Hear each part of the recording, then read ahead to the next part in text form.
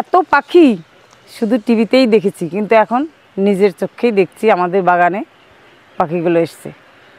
বাড়িভোর শিবরামপুর করবাড়িতে অনেক অতিথি পাখির আগমন ঘটছে।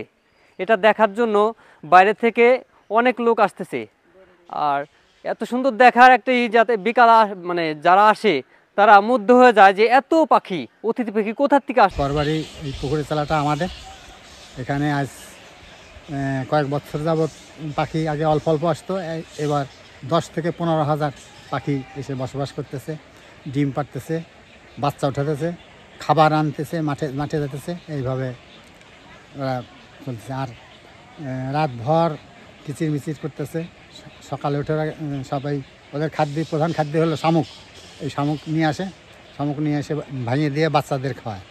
তা এখানে ওই কিছু কিছু লোক আবার এই পাখির মাংস খাওয়ার জন্যে এই নানা রকম কায়দা করে, আমরা দাবড়া ধরে রাখি। তাদের সাথে হয়তো একটু আমাদের মনোমালিন্য হয়, তারপরে কী হয়েছে খাবো, কী হয়েছে, এসব আমাদের অনেক কথা কাটাকাটি করতে হয়।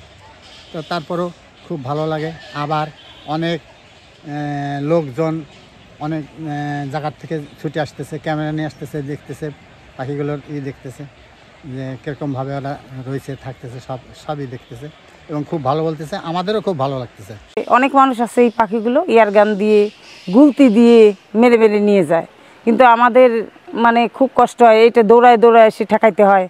সবাই আমরা করতে চেষ্টা করতেছি যাতে কেউ না এটা শিকার করতে পারে, তারপরে বাইরে থেকে শিকার করে, এটা আমরা প্রশাসনের দৃষ্টি আকর্ষণ করতেছি যাতে এটা না করতে পারে কেউ। আর আমরা চাচ্ছি এলাকাবাসীর পক্ষ থেকে এটা যাতে বন্ধ হোক, চিরতরে বন্ধ হোক।